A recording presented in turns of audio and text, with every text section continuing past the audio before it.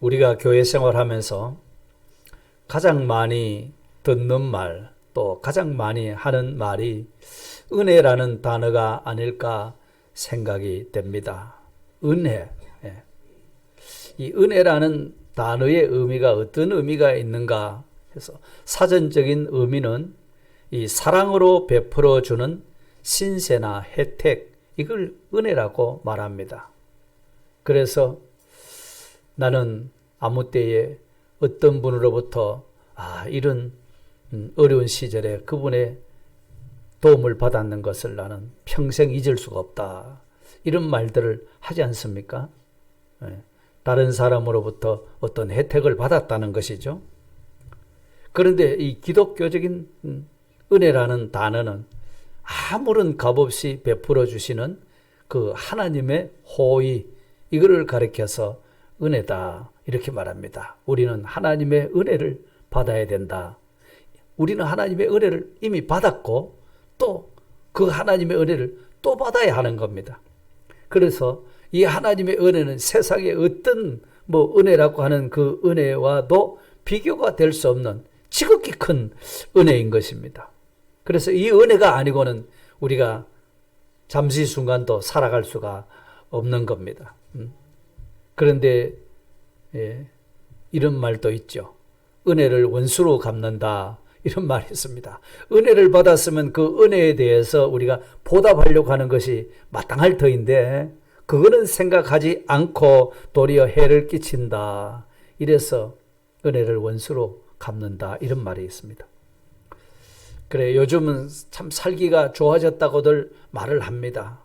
살기가 좋아진 것만큼 사람들이 기쁨을 누리며 사느냐, 행복을 누리면서 사느냐, 그것은 또 아닌 것 같습니다.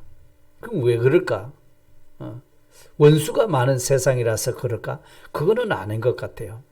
물론 원수 되는 사람들이 들어 있기도 하겠죠.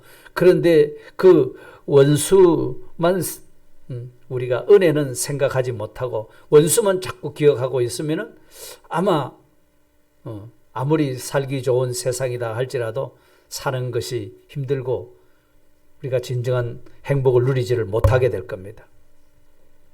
세상이 그런 세상이지 않습니까? 자, 그렇다 할지라도 만일 우리가 원수라 하는 것은 다 잊어버리고 은혜만 생각하는 사람으로 내가 바뀌어진다고 하면은 어떻게 될까요? 원수는 다 잊어버리고 은혜만 내가 기억하고 산다고 하면은 어떨까요?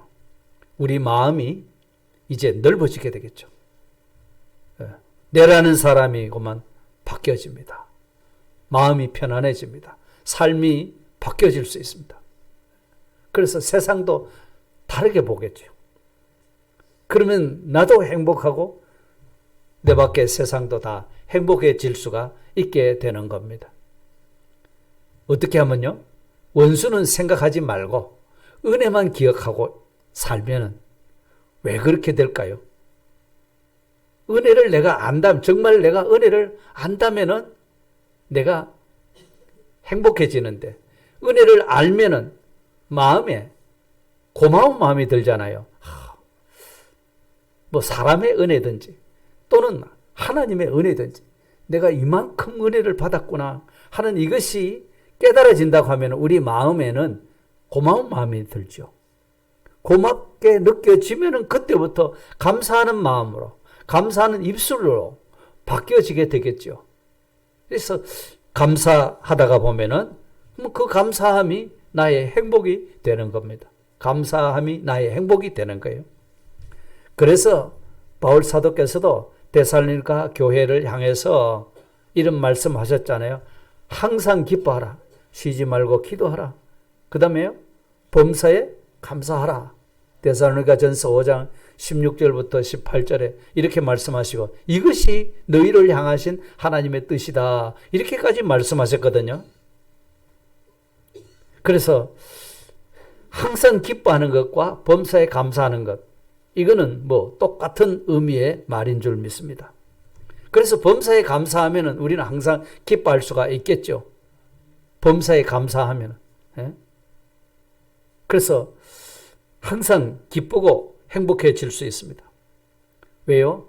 하나님의 은혜를 내가 알기 때문에 그 은혜에 대한 고마움이 있어 감사하다 보니까 마음이 기뻐지고 평안해지고 행복감이 찾아오게 되는 겁니다.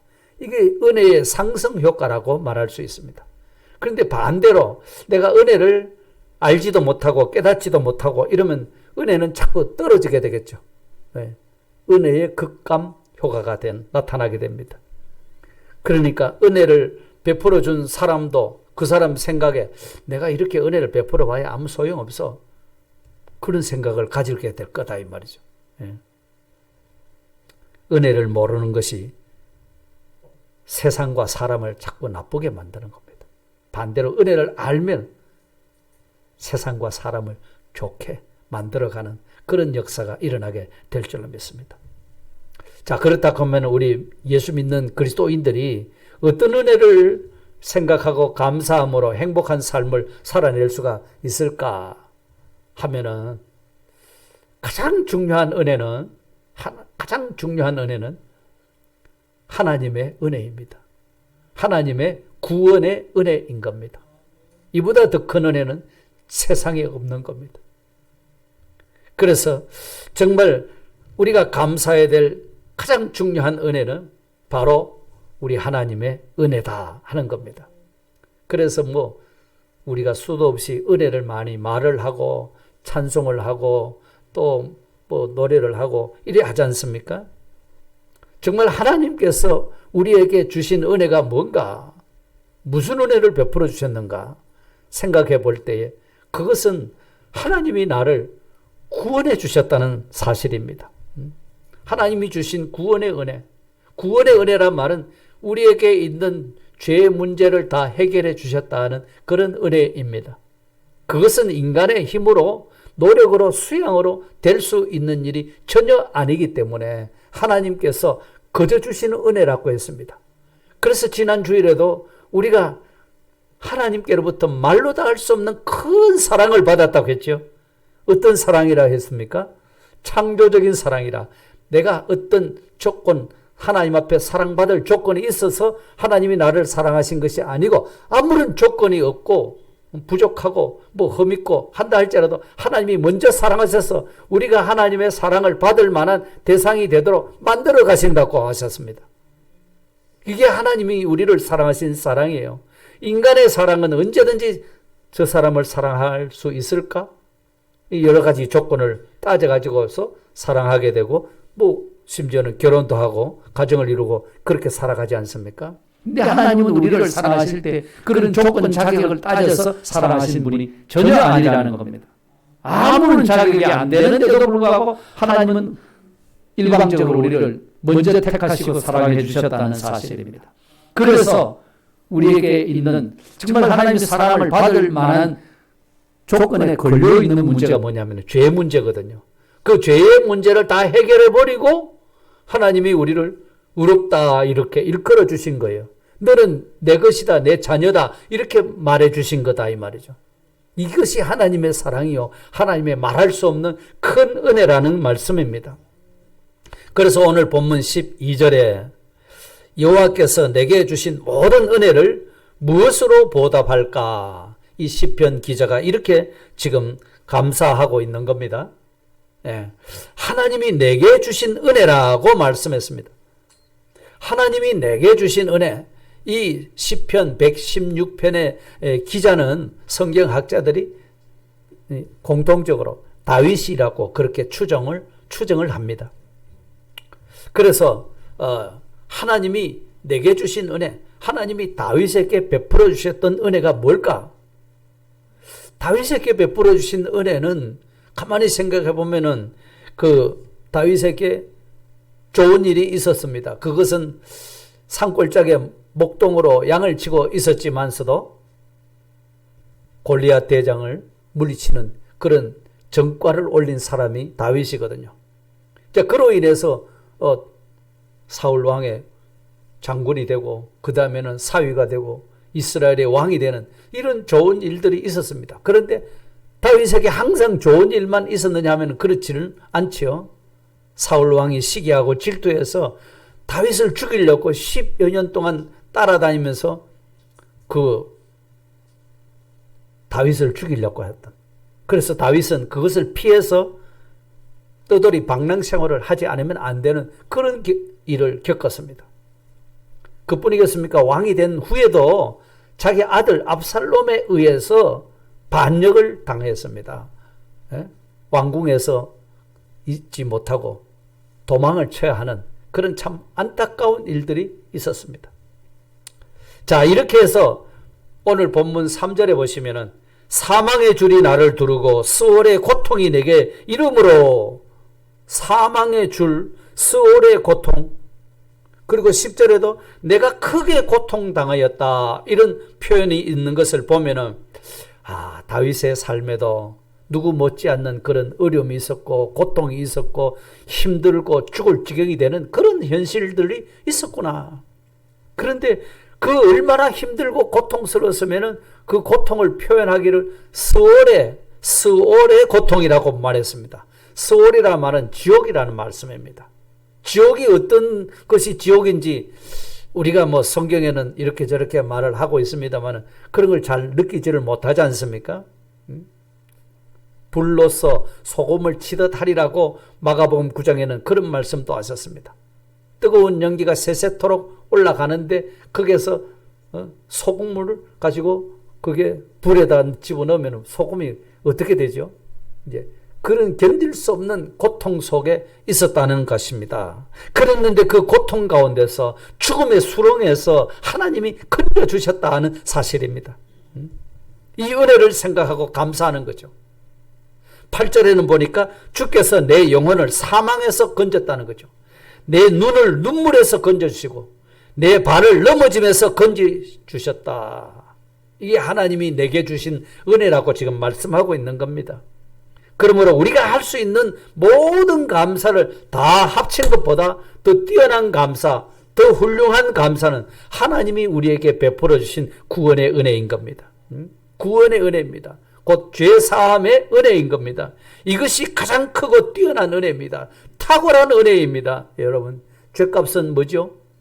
죄의 삭은 사망이라고 했습니다. 죽음인 겁니다. 예. 우리도 영적으로는 죄로 말미암아 죽었던 자들이었습니다. 그런데 예수님께서, 하나님께서 독생자를 보내서 우리를 그 가운데서 살려주셨다고 말씀하셨습니다. 그러니 이 예수 그리스도로 말미암지 않고는 이 죄 용서함의 구원이 있을 수가 없는 겁니다. 아무리 사람이 노력하고 수양을 하고 산골에 가서 뭐 돌을 닦는다 할지라도 그 가지고는 인간의 죄 문제를 해결할 수가 없습니다. 어떤 종교에서든지 내가 너희 죄를 다 사하여 줬다, 너희 죄를 용서해 줬다, 이렇게 말하는 종교는 없습니다. 성철 스님도 평생을 누워서 잠자지 않고 벽면 좌선을 했던 참선 승려라고 그렇게 인정을 하잖아요. 그분도 돌아가실 때는 내 죄가 숨이 산더미처럼 그렇게 많아서 나는 지옥을 간다, 이런 말을 했다고 하지 않습니까? 그리고 어떤 종교로도 인간의 죄 문제를 해결해 줄 수가 없는 겁니다. 오직 인간의 죄를, 우리의 죄를 해결해 줄 수 있는 분은 예수 그리스도밖에는 없는 겁니다. 그래서 요한복음 3장 16절에 하나님이 세상을 이처럼 사랑하사 독생자를 주셨다고 했죠. 이처럼 사랑하사 독생자를 주셨습니다. 이처럼 사랑하셨다는 말은 어떤 것을 두고 이처럼 사랑하셨다는 거죠? 인간의 죄 문제를 누구도 해결해 줄 수 없기 때문에 하나님이 직접 사람의 몸을 입고 이 땅에 오셔서 십자가에 대신 죄값을 짊어지고 죽어주셔가지고서 그 예수 그리스도를 통해서 인간은 죄 문제를 해결하고 영생을 얻는다라고 말씀하신 것이 요한복음 3장 16절이지 않습니까? 이 성경 가운데 가장 핵심 요절이지 않습니까? 그렇기 때문에 하나님이 우리를 이처럼 사랑해 주셨다는 겁니다. 그러니 우리의 죄의 문제를 해결해 줄 수 있는 분은 오직 예수 그리스도밖에 없다는 사실입니다. 우리는 이 사실을 믿지 않습니까? 참으로 이게 하나님의 놀라운 사랑 아닌가요?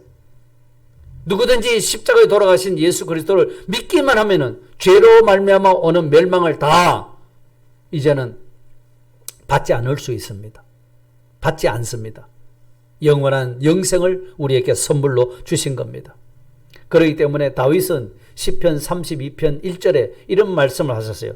허물의 사함을 받고 자신의 죄가 가려진 자는 복이 있도다. 자기의 허물과 죄가 가려졌다. 이런 사람이 복 있는 사람이다 라고 말씀하신 겁니다. 여러분, 우리가 이런 복 있는 사람인 줄 믿으시기를 바랍니다. 그렇지 않습니까? 남이 받은 이런 복 저런 복 나는 못 받았다. 남들이 받는 복을 나는 못 받았다. 혹시 그럴 수도 있어요. 그렇다 할지라도 하나님이 주시는 구원의 복은 내가 받았다는 사실입니다. 남들처럼 물질의 복을, 건강의 복을, 무슨 자녀의 복을, 무슨 재벌의 복을, 이런 그런 명예의 복을 우리가 다 받지 못했다 할지라도 우리는 예수 그리스도로 말미암아 죄 용서함의 구원을 받은 이 은혜만 해도 평생을 우리가 살아갈 수 있는 능력이 되고 힘이 될 줄로 믿습니다. 우리에게 그런 큰 은혜를 베풀어 주셨다는 사실입니다. 그렇기 때문에 우리가 잘 아는 하박국 선지자가 이런 말씀을 하셨죠. 하박국 3장 17절 18절에 보면 17절에 비록 무화과 나무가 무성하지 못하며 포도나무에 열매가 없으며 몇 가지인지 세어보십시오. 감람나무에 소출이 없으며 밭에 먹을 것이 없으며 우리의 양이 없으며 외양간에 소가 없을지라도 몇 가지요? 6가지죠. 그 다음에 18절 다 같이 한번 읽어보겠습니다. 나는 여호와로 말미암아 즐거워하며 나의 구원의 하나님으로 말미암아 기뻐하리로다. 아멘. 이게 이해가 되십니까, 여러분? 예. 그냥 머리로만 이해하실랍니까? 예. 6가지가 없대요. 이 6가지는 가만히 보니까 전부 먹고 사는 문제에 걸려 있네, 보니까. 사람이 먹고 살 수가 없는 그런 지경이 되었습니다. 자, 그런데도 불구하고 뭐라고 합니까? 나는 누구로 말미암았어요? 여호와로 말미암아 즐거워한다. 또 나의 구원의 하나님으로 말미암아 기뻐하리로다. 의식주 문제가 해결 안 되는데 그래도 이런 것이 해결 안 돼도 기뻐할 수 있는 이유, 즐거워할 수 있는 이유, 그건 누구 때문이라고요? 뭐 때문이라고요? 하나님이 계시고 하나님이 우리에게 베푸신 구원의 은혜 때문이다. 이렇게 말씀하셨어요.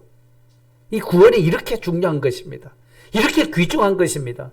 이렇게 큰 사랑이고 은혜인 것입니다. 여러분,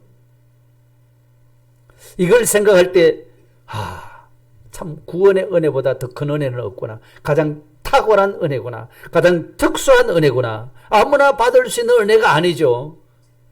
누구나 다 받을 수 있는 은혜가 아닙니다. 오직 예수 그리스도를 믿는 자에게만 이 은혜가 주어진다는 사실입니다. 예수 그리스도를 믿는 자에게만 이 구원의 은혜가 주어지니까 참 우리는 감사할 수밖에 없는 거죠.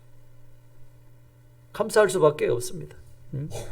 그래서 크나큰 복을 우리가 받았으니까 이런 구원의 은혜를 누가 받을 수 있느냐? 예수 그리스도를 믿으면 구원받는다는 사실입니다. 어렵지 않습니다. 예. 어떤 노력을 해야 되고 무슨 적선을 해야 되고 공로를 세워야 이런 구원을 얻는 도가 아닙니다. 우리는 믿기만 하면 구원을 얻습니다. 이런 엄청난 구원을 받은 사람은 어떨까? 그 구원받은 사람은 어떤 처신을 하며 살까? 13절 14절 한번 보세요. 자, 성경에 그대로 다 같이 한번 읽어보겠습니다. 시작. 내가 구원의 잔을 들고 여호와의 이름을 부르며 여호와의 모든 백성 앞에서 나의 서원을 여호와께 갚으리로다. 그랬습니다. 하나님이 주신 구원이 너무 크고 놀라서 하나님의 이름을 높이 찬양한다는 것입니다. 하나님의 이름을 찬양하는 겁니다. 그리고 나는 나의 서원을 여호와께 갚으리로다. 환난 중에서 하나님 앞에 서원했던 일을 생각하고서 내가 이렇게 사망의 줄이 나를 들고 수월의 고통이 막 나를 옥죄어 오는 그 가운데 있을 때 어땠을까요?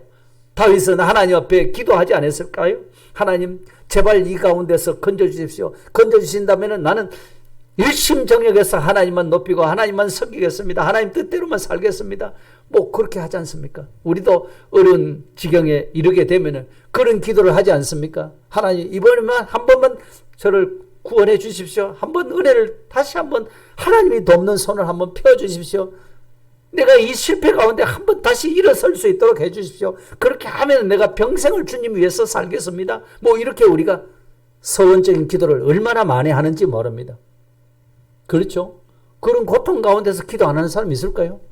다 하지 않습니까? 그 하는데 그 서원을 이제는 갚겠다.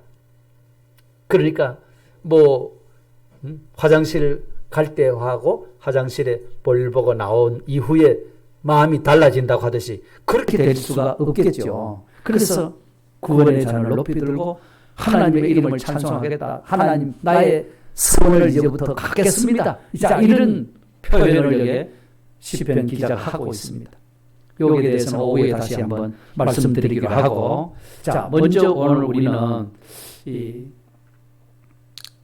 우리가 하나님의 은혜를 알고 감사하면 행복해진다고 했는데 가장 큰 은혜는 하나님이 나를 구원해 주신 은혜, 내 죄의 문제를 다 해결해 주신 은혜를 나에게 입혀 주셨다는 사실입니다. 힘으로도 능으로도 될 수 없는 일입니다. 오직 예수 그리스도의 십자가의 보혈로 말미암아 내 죄 용서가 되었다. 나는 죄에서 구원받은 하나님의 자녀가 되었다. 이보다 더 큰 은혜는 천하에 없다는 사실을 먼저 깨닫고 이 은혜 속에 내가 살고 있구나, 이 하나님의 사랑 안에 내가 살고 있구나 하는 데 대해서 우리가 좀 느끼면서 감사하는 사람들이 다 되시기를 바랍니다. 이런 하나님의 은혜에 대해서 우리가 깨닫고서 감사하는 그 사람은 행복해질 겁니다. 그뿐만 아니라 감사하는 사람은, 이런 하나님의 은혜에 대해서 깨닫고 감사하는 사람은 이제 보이는 사람들에 대한 감사도 나오게 됩니다. 그것이 바로 우리 은혜의 기관 되신 부모님의 은혜를 또 알고 감사하는 사람, 또 이 사람이 행복한 사람인 겁니다. 예. 여러분, 육신의 부모님의 은혜를 우리가 감사해야 되는 것은 내라는 존재가, 물론 뭐 근원적으로 따지가면 하나님으로부터 내가 존재했지만 나를 이 세상에 존재하게 하신 분이 바로 우리 부모님이지 않습니까? 하나님께서요, 최초에 흙으로 사람을 만들으셨어요. 그죠? 그게 코에 생기를 불어 넣어서 산 영이 되도록 만드셨습니다. 그 후에 하나님께서 지으신 사람이 혼자 살고 있는 것이 보시기에 좋지 않아서 여자를 만들어 가지고서 가정을 이루도록 만들어 주셨습니다. 그리고 그 가정의 첫 번째 복이 무엇이죠? 생육하고 번성하여 땅에 충만하라 하는 그런 복이었지 않습니까? 그렇기 때문에 그 후 우리 모든 사람은 부모를 통하지 않고 나는 사람은 아무도 없습니다. 예수 그리스도께서도 역시 부모를 통해서 낳는데, 그러나 아버지 없이 성령으로 어머니에게서 처녀 몸에서 잉태돼서 나신 분이 예수님이고, 그래서 예수님은 죄가 없으신 분이고, 부정모혈로 난 모든 사람은 다 부모를 통해서 나지 않고 나는 사람은 없는 겁니다. 그죠? 부모님을 통해서 우리는 납니다. 태어나기만 하면 다 됩니까? 그렇지 않죠? 그 부모님의 보살핌을 통해서 부모님의 사랑도 알아가고 더 나아가서는 하나님의 사랑과 은혜도 점점 배워가게 되는 것이지 않습니까? 짐승은 나면은 그저 어미가 그 새끼를 막 핥아주고 그러잖아요. 그러면 뭐 하루 아니면 이틀 만에 뭐 뻐득뻐득 하면서 일어서지 않습니까? 그러면서 걸어 다닐 수도 있습니다. 그런데 물론 뭐 저절 먹어서 그렇겠죠만은, 그런데 사람은 나면은요, 이게 일어설 수 있기까지는 1년이 걸리잖아요. 대략. 돌이 돼야 일어서고 걸음마를 배우게 되잖아요. 그러면서 그가 말을 할 수 있는 것은 그래도 또 1년 더 있어야 됩니다. 그죠? 그래야 엄마, 아빠 말할 수가 있게 되지 않습니까? 자기 의사를 비로소 표현하게 되는 거예요. 그러니까 그가 자라서 이제 유치원에도 가고 할 동안에는 최하 5, 6년은 보살펴 줘야만이 겨우 책가방 메고 유치원에 갈 수 있는 그런 사람이 되는 거예요. 그걸로 끝이 아니죠. 계속해서 우리는 또 그 아이를 보살펴 줘야 하는 겁니다. 자, 그거를 통해서 부모님의 노고는 이루 말할 수가 없는 거죠. 그걸 어떻게 알겠습니까? 직접 부모가 되어봐야 그 고통을, 그 수고를 알게 되겠죠. 그것을 통해서 부모는 자녀를 통해서 하나님의 은혜와 사랑을 부모도 알아가는 겁니다. 아, 내 자식을 키울 때 이렇게 돌보지 않을 수가 없고 돌보고 그런데 하나님은 우리를 돌보시는 사랑이 내가 자녀를 돌보는 것보다 억억만배 더 큰 돌보심으로 나를 보살펴 주시고 계시는구나. 이게 또 엄마는 그렇게 또 배워가는 것이고, 아이는 어떻습니까? 그 부모를 통해서 또 부모님의 사랑과 하나님의 은혜와 사랑을 배워가는 것입니다. 놀랍지 않습니까? 그런데 뭐 철없는 아이들은 뭐라고 하면 엄마가 아빠가 내게 해준 것이 뭐가 있는데 혹 그렇게 말하는 자녀가 있다면 억장이 무너지는 것 아니겠습니까? 억장이 무너지는 것이죠. 그래서 하나님께서는 십계명을 주실 때에도 뭐라고 했습니까? 출애굽기 20장 12절에 보니까 내 부모를 공경하라. 이겁니다. 내 부모를 공경하라. 그리하면 내 하나님 여호와께서 내게 준 땅에서 내 생명이 길리라. 이렇게 말씀하셨습니다. 여기에 어떤 조건을 내걸면서 네 부모를 공경하라. 이렇게 말씀하지를 않으셨어요. 부모가 네게 이렇게 잘해주거든 부모님을 잘 공경해라. 이런 조건을 전혀 붙이지 않았습니다. 부모라는 그 이름 자체만으로도 공경해야 된다. 이렇게 말씀하지 않습니까? 그럴 때 하나님께서 복을 주셔서 내게 준 땅에서 내 생명이 길리라. 이렇게 말씀했습니다. 네 생명이 길리라. 다른 성경에는 네가 땅에서 잘 되고 장수하리라. 이런 말씀을 해주셨거든요. 언젠가 이 TV, KBS에 보니까 내게 온 사랑이란 프로가 있었는데 거기 보니까 상주 함창에 사시는 분인데 나이는 아버지가 61세, 어머니는 56세입니다. 딸 둘을 낳아서 잘 키웠습니다. 이제는 손자를 보고 재롱을 부리는 그런 즐길 수 있는 그런 때인데도 불구하고 이분들이 입양을 했어요. 입양한 아이가 7살이 되었어요. 그런데다가 또 위타가를 길러가지고서 6살, 5살이 된 형제가 또 있었습니다. 이런데 입양한 아이들 또 위타가들 받아가지고서 기르는데 꼭 내 자식처럼 그렇게 키우는 거예요. 그래서 뭐 음식을 먹이는 거라든지 또 아이를 먹일 때 간식 이런 다른 뭐 과자 이런 걸 사주지 않고 손수 무슨 뭐 과일, 야채 이런 것을 말려가지고 간식을 만들어서 주고 무슨 뭐 짜장면 같은 이런 것도 사주지 않고 직접 자기 손으로 만들어서 영양과 건강을 위해서 그렇게 정성을 쏟아서 기르는 그런 모습들이 방영이 됐었습니다. 친부모도 그렇게 하기 어렵죠. 그래서 그런 걸 보면 저분들이 보통 사람이 아니다. 예. 저분들이 아마 믿는 사람이 아니겠는가 이런 생각을 해봤는데요. 그런 부모님의 사랑과 은혜를 아이들이 철이 들어서 정말 안다고 하면은 그들이 부모님의 은혜를 알고 감사하게 되면은 그 부모는 얼마나 행복하겠습니까? 예. 더욱이 위탁을 보내놓은 친아버지 엄마가 위탁을 몇 년 동안 하게 되면 이제 다시 돌려받는다고 하네요. 근데 돌려받는데 돌려받을 수가 없는 또 처지가 됐어요. 예. 그러니까 여전히 그 친아빠 엄마지만서도 그 아이에게 나타나가지고서 내가 너가 아빠야, 내가 너가 엄마야 이렇게 말할 수가 없는 거예요. 지금 양부모 밑에서 너무 잘 크고 있으니까.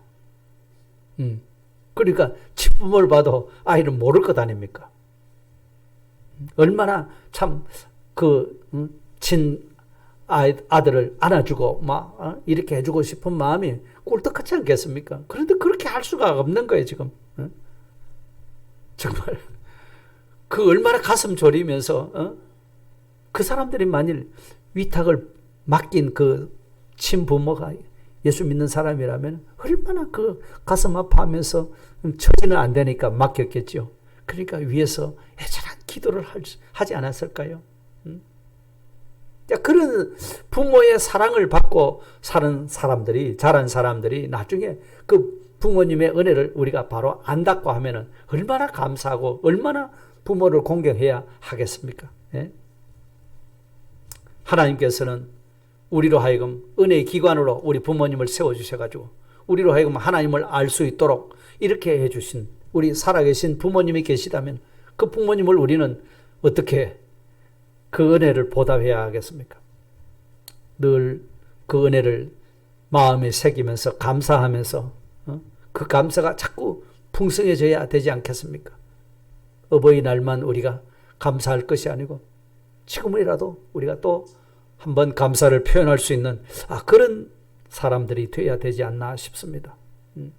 유행가 가사에 뭐 불효자는 웁니다고 그런 가사가 있었는데 평생 부모님을 잘 모시고 싶은데 모실 수가 없었고 객지에 나가서 돈을 벌었는데 돈 벌어서 뭐 어떻게 부모님을 대접할까 하는데 벌써 돌아가시고 그 돌아가신 부모님을 찾아갈 수도 없는 그런 처지에서 불효자는 웁니다는 그 유행가 가사가 기록이 되어졌다고 하는데 그렇습니다. 부모님은 우리의 그 공경을, 부모 공경을 기다리고 계시질 않습니다. 그렇죠? 좀 이제 부모님을 잘 모시고 섬겨야 되겠다 싶은데 벌써 부모님은 기다려주지 않으시고 떠나시니까 이 얼마나 참 안타까운 일이 되겠습니까?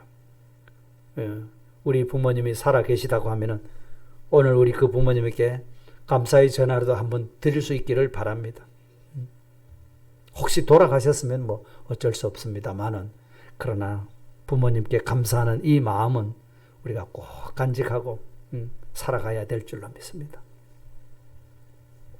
그래서 하나님의 은혜, 하나님이 우리를 구원해 주신 은혜, 또 그 은혜를 알아가도록 부모님을 우리에게, 나에게 보내주셔가지고 내가 오늘에 이르기까지 하나님이 부모를 통해서도 이런 은혜를 베풀어 주셨다는 이 사실을 아는 사람은 행복한 사람이고 감사하는 사람이 되겠죠.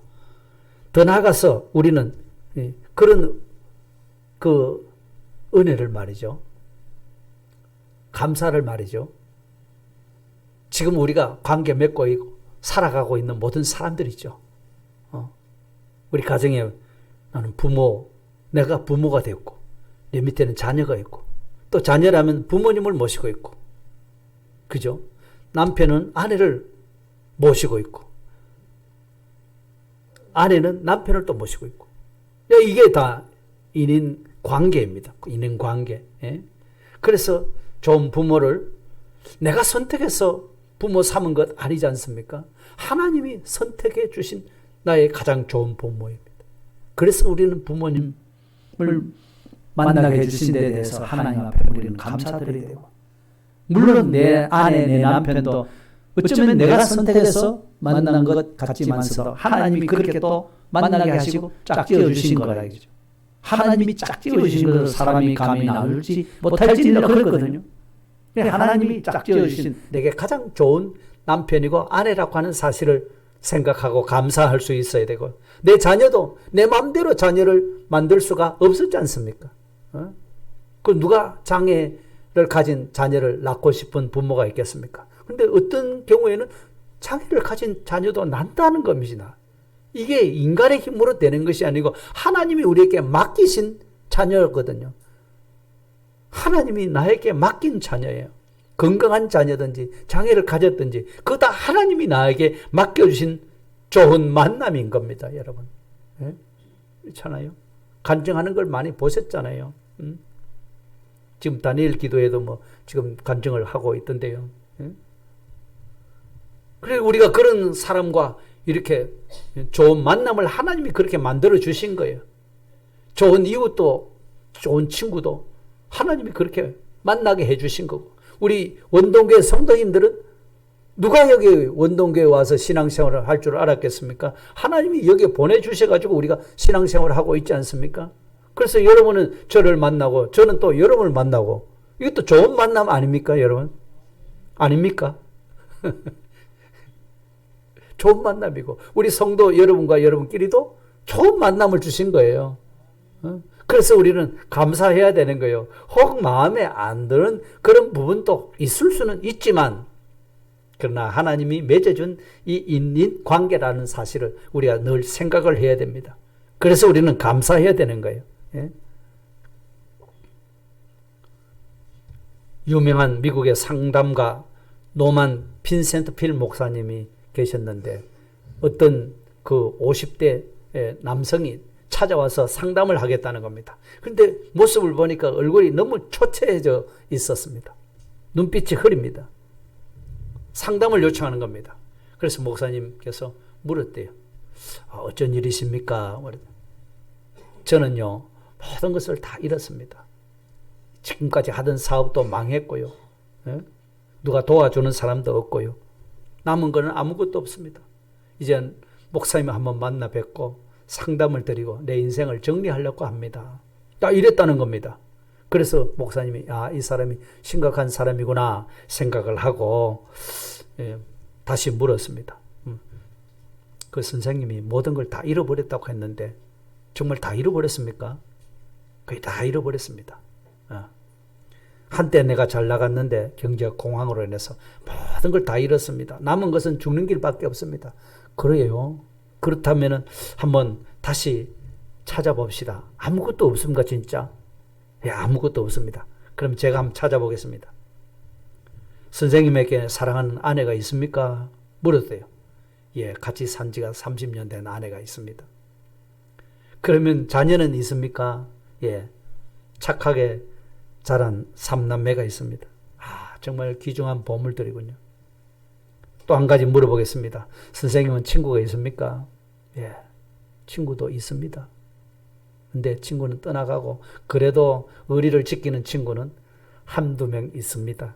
그것도 보물이네요. 자, 그리고 또 묻습니다. 선생님 건강은 어떻습니까? 큰 질병 없이 지금까지 살아오기는 살아왔습니다. 자, 이러는 그것도 다행입니다. 마지막으로 하나만 더 물어보겠습니다. 선생님은 하나님 믿습니까? 믿습니다. 믿는다고요? 믿습니다. 엄청난 것을 가졌네요. 어마어마한 보물을 가지셨는데 다 잃어버렸다네요. 그러면 자, 선생님이 지금까지 잃어버렸다고 한 거 그거 하고 지금까지 있다고 고백한 거 그거 하고 다 잃어버렸다고 하고 지금까지 남아있는 것하고 어느 비교해 볼 때 어느 것이 더 큰 겁니까? 이래 물었대요. 그래서 그분이 할 말을 잃어버렸겠죠. 선생님, 목사님 내가 잘못 생각했습니다. 나한테는 참으로 많은 보화가 있네요. 라고 이렇게 하고서 얼굴 비치고만 환하게 밝아져서 돌아갔다라는 겁니다. 나중에 10년 후에 그분이 아주 크게 성공한 사람으로 나타나서 다시 찾아왔다는 그런 이야기가 있습니다. 그렇습니다, 여러분. 우리에게는 정말 소중한 분들이 있습니다. 있습니까, 여러분도? 얼마든지 도움을 주고 도움을 받을 수 있는 이런 관계 속에 살고 있는 사람들이 있다는 것입니다, 여러분. 그럼에도 불구하고 그것은 다 제쳐놔버리고 시시한 것, 그런 것만 가지고 없다고 원망하고 탄식하고 이렇게 낙심하고 살아갈 때가 얼마나 많았겠습니까? 있는 것으로 감사하지 못하고 늘 없는 것 때문에 원망 불평하는 이거는 우리 그리스도인으로서는 아니다 하는 겁니다. 있는 것으로 감사할 수 있는 사람이 되어야 될 겁니다. 정말 우리에게 좋은 만남을 주신 그 하나님의 은혜를 한번 다시 생각해 보시기를 바랍니다. 아무리 우리 부모님이 능력이 없고 남들처럼 부유하게 그렇게 자녀들에게 잘 이렇게 해줄 수가 없다 할지라도 그 부모님은 역시 나의 부모님이고 하나님이 그런 부모님을 나에게 맡겨주셨고 그래도 하나님께서 우리 부모님을 통해서 내가 신앙을 유산받을 수 있도록 이렇게 만들어주신 이런 관계를 우리가 생각해 보면은 누구를 통해서든지 우리는 다 감사할 수밖에 없을 것입니다. 이 하나님의 은혜 아닙니까? 하나님의 은혜입니다, 여러분. 그렇기 때문에 우리가 이런 사실들을 깨닫고 우리가 서로 만남에 대해서도 좀 예배당에 올 때 반갑게 인사하고요. 반갑게.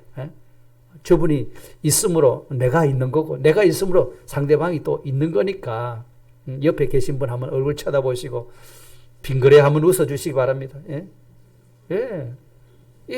얼마나 좋습니까, 여러분? 그래서 우리는 늘 감사하는 것. 당신이 있어 내가 감사하다. 응? 네가 내 자녀 된 것이 감사하다. 네가 내 친구 된 것이 감사하다. 당신이 내 아내여서 감사하고 내 남편이어서 감사하고 내 이웃이어서 감사하고 우리 같은 교인이라서 감사하고. 응? 자, 이게 된다고 하면은 우리의 원동교회라고 하는 이 공동체는 얼마나 아름다운 공동체가 되겠습니까? 여러분, 만일 우리가 직장에 가서도 늘 우리 입에서 감사가 떠나지 않는 이런 사람 되면요, 그 사람 반드시 CEO의 눈에 딱 띌 겁니다. 예. 그죠? 늘 웃으면서 인사하고 감사합니다, 감사합니다. 이게 떠나지 않는 그 사람은 사장된 내가 볼 때 그 사람을 반드시 등용하겠죠. 입이 쑥 나와가지고 불투하게 있는 그런 사람을 좋아할 사람은 아무도 없잖아요. 원망하고 불편하고 뭐 시위하려고 뭐 데모하려고 이런 사람이 있으면 그 사장으로서 그런 분을 좋아하겠습니까? 어디든지 감사하는 사람, 어디든지 웃는 사람, 어디든지 가면 만날 때마다 인사하는 사람. 인사만 잘해도 성공한다고 그래요. 밥은 먹고 산다고 그래요. 인사만 잘해도. 그래서 만날 때마다 인사하고 안녕하십니까? 평안하셨습니까? 안녕하십니까? 이 사람이 실없는 사람인가? 아니요. 그런 사람은 반드시 상대방이 좋게 봅니다. 그 사람이 성공하게 됩니다. 진짜. 그렇기 때문에 우리는 아직도 이런 좋은 관계 속에서 하나님이 좋은 만남을 주셔가지고 살아가도록 이런 은혜를 하나님이 주고 계시는 거예요. 그렇기 때문에 이런 은혜를 우리가 생각해 보고 우리의 입술에서 감사가 떠나지 않아야 되겠다 하는 것입니다. 우리가 참 어떻게 보면 뭐 감사한 마음이 있기는 있지만 그런 표현을 잘 하지 않지 않습니까? 그래서 할 수 있는 한 우리 이런 표현도 자주 해보시고 내게 이런 소중한 분들이 있구나. 난 아무것도 없다고 생각했는데 이런 소중한 분들이 내 옆에 계시네. 이걸로 인해 가지고 늘 감사할 수 있는 사람이 될 때 그 사람은 바로 행복의 주인공이 될 수 있는 줄 믿습니다. 다시 말씀을 정리하겠습니다.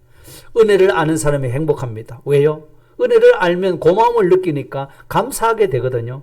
감사하는 사람은 언제나 행복감을 느끼게 되는 겁니다. 원망 불평하는 사람한테는 그런 행복감이 없습니다. 감사하는 사람에게 행복감이 찾아오게 되는 겁니다. 그러면 우리가 어떤 은혜를 감사함으로 행복한 삶을 실제로 우리가 누리면서 살아야겠는가 하는 것은 가장 은혜 중에 큰 은혜가 하나님의 구원의 은혜입니다.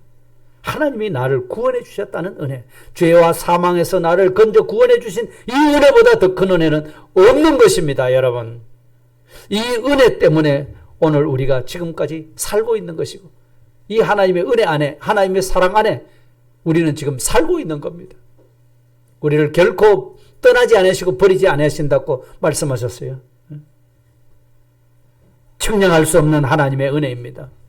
이 은혜를 우리가 깨닫고 감사할 때 그는 행복한 사람이 됩니다. 내가 살다가 어려운 문제가 생겨도 나를 처음부터 사랑하셨던 그분이 시작부터 끝까지 내 구원을 위해서 일하고 계시는 분이니까 내게 문제가 생겨도 어려운 일이 생겨도 그분이 책임져 주시고 풀어주실 거니까요. 우리가 염려가 없는 사람이 되는 거죠. 우리가 세상 사는 동안 힘들고 지쳐서 피곤하고 심령이 걸걸하고 할지라도 하나님이 나를 이렇게 사랑하고 계신다, 하나님이 이런 은혜를 주고 계신다 할 때 우리는 다시 마음이 회복될 수가 있는 것이죠. 위로가 되는 것입니다. 뿐만 아니라 하나님의 구원의 은혜를 감사하는 그 사람은 또 하나님이 이런 구원의 은혜를 내게 주시는 데는 부모님이 아주 중요한 역할을 하신 분이라는 겁니다. 은혜의 기관으로 하나님이 사용하셨다는 사실이죠.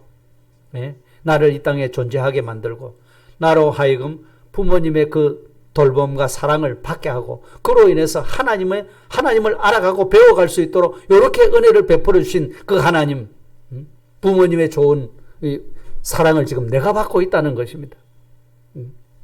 그래서 그 은혜를 우리가 생각하고 감사하는 이 사람 얼마나 행복하겠습니까? 그 부모님 역시도 자녀가 부모를 보고 감사하다고 할 때 그 행복감이 있는 것이고 보람이 있는 것 아니겠습니까? 우리가 하나님과 부모님의 은혜를 알고 감사하는 그 사람은 또 어떤 은혜를 감사해야 되는가 하면 우리에게 하나님께서 좋은 만남을 주셨어요. 부모님과의 만남, 남편과 아내의 만남, 자녀와의 만남, 형제들과의 만남, 또 이웃과의 만남, 성도들과의 만남, 이 만남 속에서 우리가 살아가고 있는 거거든요. 그 만남도 가만히 생각해 보면 정말 좋은 만남을 하나님이 우리에게 허락하신 거예요. 서로 도움을 주고 받을 수 있는 그런 관계로 하나님께서 인인관계를 다 맺어주셨다는 사실입니다. 이런 은혜를 우리에게 베풀어 주고 계시는 것을 우리가 깨닫고서 감사하는 이런 사람, 나만이 아니라 내가 사랑하는 사람에게도 이런 하나님의 은혜가 임했으면 좋겠다, 이 하나님의 은혜를 알았으면 좋겠다 해서 그 사랑하는 사람들을 하나님에게로 인도할 수 있는 이런 사람이 얼마나 감사하고 행복한 사람이 되겠습니까? 우리의 삶이 이런 하나님의 은혜 속에 살아가는 우리 성도 여러분의 삶이 되시기를 주님의 이름으로 다시금 축복합니다. 다 같이 통성으로 기도드리겠습니다. 하나님 감사합니다. 웬 사랑이요 웬 은혜인지 하나님께서 우리에게 베푸신 많은 은혜 중에 우리에게 이 놀라운 죄에서 구원받은 이 구원의 은혜를 베풀어 주신 이보다 더 큰 은혜는 없다는 사실을 다시 한번 깨닫게 하여 주시니 감사합니다.